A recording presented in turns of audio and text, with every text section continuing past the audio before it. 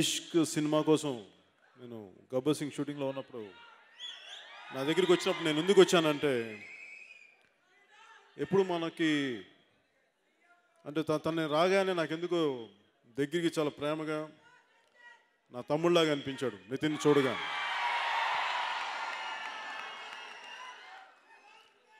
నాకు నా సినిమాలు తప్ప, నా పని తప్ప నాకు ఇంకో సినిమాలు రిలీజ్ అవుతాయి ఎట్లా ఆడితే నేను ఎప్పుడు అడగను, పట్టించుకోను. కానీ నాకు ఆ రోజు అర్థమైంది, నితిన్కి నాలాగే చాలా సంవత్సరాలు చాలా హిట్స్ లేవు, నేను వస్తే బాగుంటుంది అని డైరెక్టర్ హరీష్ శంకర్ చెప్తే,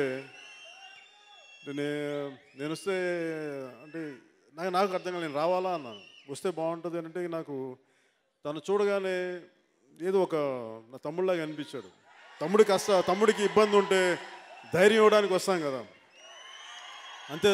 అంతే వచ్చాను, అంత మనస్ఫూర్తిగా వచ్చాను. కానీ ఆ విజయం వాళ్ళందరి కష్టం, ఆ డైరెక్టర్, ప్రొడ్యూసర్ నితిన్ గారి కష్టం, అది మంచి విజయం సాధించింది.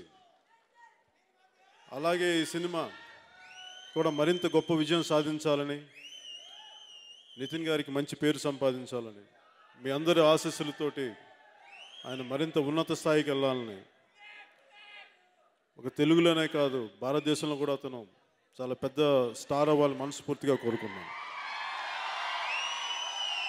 మిక్కీ జే మేయర్ గారి మ్యూజిక్ చాలా వినసొంపుగా ఉంది, చాలా ఫుట్ ట్యాపింగ్ ఉంది. నాకు డ్యాన్స్ చేయాలని కాదు కానీ నిజంగా చాలా ఫుట్ ట్యాపింగ్, చాలా అద్భుతమైన సంగీతం అందించారు. అంటే కుదిరితే కొంచెం డ్యాన్స్ చేసాం, నాకు బాగుంటుంది చెప్పి నేను కూడా చేయలేదు, ఇందాక సుమా గారు అన్నట్టుగా.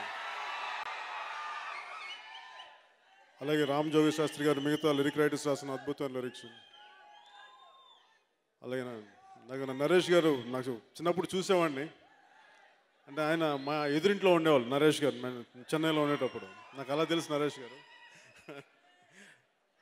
అలాగే మేడం నదియా గారికి, సమంత గారికి, ప్రతి ఒక్కరికి నటించిన ప్రతి ఒక్కరికి పేరు పేరున నా బెస్ట్ విషెస్ తెలుపుకుంటూ, ఆఖరిగా నేను ముఖ్యంగా మన నిర్మాత చిన్నబాబు గారికి, అంటే త్రివిక్రమ్ గారికి నాకు చెప్పుకున్న అందరూ మేము ఫ్రెండ్స్, స్నేహితులు అంటాం అనుకుంటాం, కానీ వాటన్నిటికంటే కూడా ముందు నేను గోకులం సీత సినిమా చేసేటప్పుడు ఆయన సినిమాకి అసిస్టెంట్ రైటర్ ఆయన. ఆ విషయం ఆయన అసిస్టెంట్ అని తెలుసుగా, నాకు ఎవరు అప్పటికి ఈయన పేరు కూడా ఎవరు తెలియదు నాకు. ఆయన ఒక రోజున నేను పోసాని కృష్ణమురళి గారు లేకపోతే ఆయన అసిస్టెంట్ పిలిపించి రాయించేద్దాం అని చెప్పి ముత్యాల సుబ్బయ్య గారు ఆ సినిమా డైరెక్టర్ అంటే, అప్పుడు ఈయన చూశాను ఏదో స్విమ్మింగ్ పూల్ సీన్లోనూ అట్లా 2-3 సీన్స్లో. ఆ సినిమాని చాలా వరకు రాసిన డైలాగ్స్ త్రివిక్రమ్ గారు రాశారు. మాకు ఆ విధంగా మా ఇద్దరం ఒకరికొకరు అప్పటికి పరిచయం లేకపోయినా కానీ మా ఇద్దరం ఒక సినిమాలో ఆ విధంగా పనిచేయడం జరిగింది. నేను తొలి ప్రేమ సినిమా డబ్బింగ్ అయిపోతూ చేసేటప్పుడు ఫస్ట్ టైము చిరునవ్వుతో సినిమా, ఆ చిరునవ్వు సినిమానే నేను రష్ వస్తుంటే వాళ్ళ సీన్ ఏదో రికార్డింగ్ ఏదో చేస్తాం, నేను కూడా ఉన్నాను వాళ్ళ పక్కనే, వాళ్ళు ఎవరు లేరు. నాకు ఫస్ట్ టైము ఏదో ఒక రెస్టారెంట్లో సీన్ చూసి నాకు ఆ డైలాగ్స్ విపరీతంగా నచ్చినాయి. నాకు అప్పటి నుంచి నాకు ఆయన తెలుసు, కానీ నాకు ఆయన ఎవరు కలవాలని కానీ ఎప్పుడు అనుకోలేదు, కానీ బట్ ఆయన చాలా బాగా రాశారని అనుకునేవాడిని. కానీ మాకు ఆ రోజు నుంచి మా ఇద్దరున్న పరిచయం, మాకు ఆయన జల్సా దగ్గర నుంచి నాకున్న పరిచయం, మా ఇద్దరి పరిచయం కేవలం సినిమా తీయటమే కాదు, నిజ జీవితంలో విలువలు పాటించే వ్యక్తి కాబట్టి నాకు ఆయనంటే చాలా ఇష్టం, చాలా గౌరవం. అందుకని మా ఇద్దరి మధ్య స్నేహం ఒకరినొకరు చాలా గౌరవప్రదంగా ఉంటాం. ఎందుకంటే ఆయన అంటే ఎంత అభిమానం అంటే, చాలామంది సీనియర్ సిటిజన్ కనీసం ఒక 60 ఏళ్ళ జీవితాన్ని ఎంతో చూసిన వాళ్ళు కూడా ఒకసారి నేను చాలా డైలాగులు బాగా చెప్పావు అని నాకు విపరీతంగా మెచ్చుకుంటా ఉంటే, నాకు అర్థమైంది ఏంటంటే, నటుడు అనేది కేవలం రైటర్ రాసిన డైలాగ్స్ని చెప్పేవాడే కానీ రాసినవాడు కాదు. అంటే నేను రచయితలకి ఎందుకు ఇంత గౌరవం ఇస్తానంటే, ఒకసారి హీరోలకి చాలా మంచి పేరు వస్తుంది, చాలా ఇమేజ్ వచ్చినా కానీ, హీరోలకి ఎలాంటి పేరు వచ్చినా కానీ దాని వెనక రచయిత కథ ఉంది అని చెప్పి నేను బలంగా మనస వాచ త్రికరణ శుద్ధిగా నమ్మే వ్యక్తిని నేను.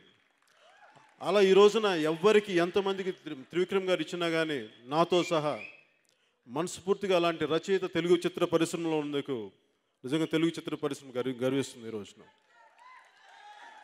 అలాగే ఈ సినిమా కథ అత్తారింటికి దారేది కంటే ముందు నాకు తెలిసి కథ ఇది చాలా అందంగా ఉండే కథ.